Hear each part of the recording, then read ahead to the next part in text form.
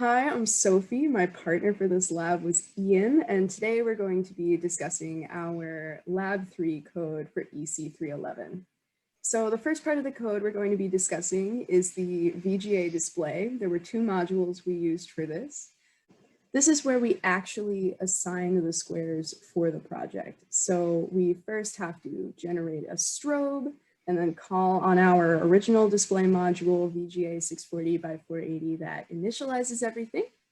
And then starting at line 55, we start assigning squares for our 4-bit output. So the way that our code works is that if you have a 1-bit 1 output in the 4-bit output, the square turns green. And if you have a 1-bit 0 output, the square turns red. So you can see starting at line 63, we have a case statement that just handles that, where we have our green output, our red output, and a default output. So that way, even if we're not getting an input or an output for that square, it still lights up red to make sure that everything is consistent. With the counter mode enabled, basically what happens is the output from the counter will go to a binary um, BCD converter that will convert it for the 7-segment display that we've already implemented in our ALU. And then it takes the 4-bit output from the counter, which is count in here, and it puts it into the VGA display.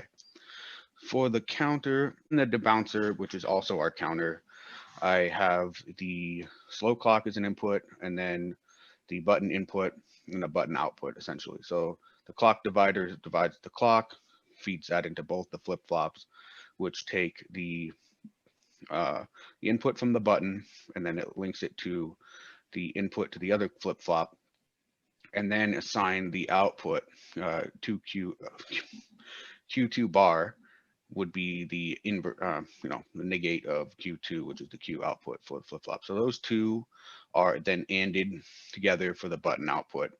And then always block at the positive edge of our slow clock. If the button output is a 1, as in the button is pressed, it'll increase the counter by 1. Otherwise, it just outputs the count of the counter.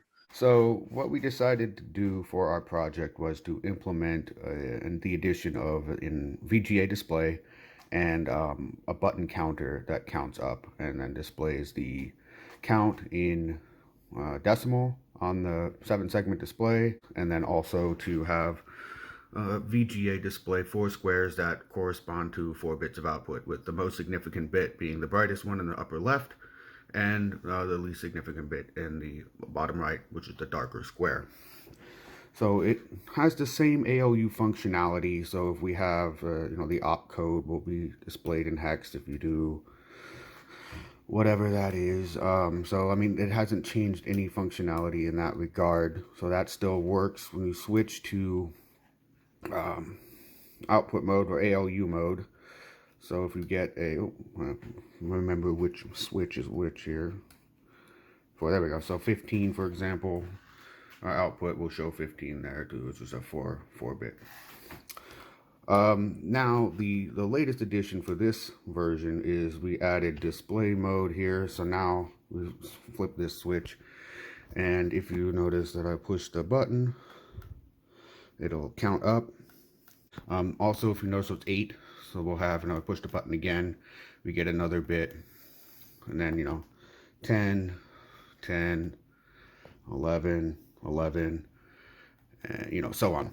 So, and then that counts up to 15. So we get all 4 bits filled, and then it rolls over currently.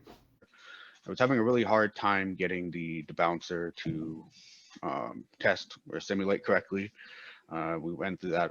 I went through like 2 or 3 different iterations of a debouncer with various resources online. I was looking at tutorials and other things and trying to figure out how to put together a flip-flop correctly.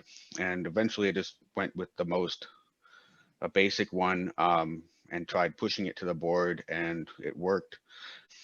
Great. And what I did for the lab was I worked on the 4-bit output display with the VGA, and I also worked on the decoder and integrating everything with the full system. And I would have to say that while the project worked as expected, and that was really great, I could definitely have made my code more efficient. Instead of making individual modules for repetitive tasks, I would just do the repetitive tasks within the module.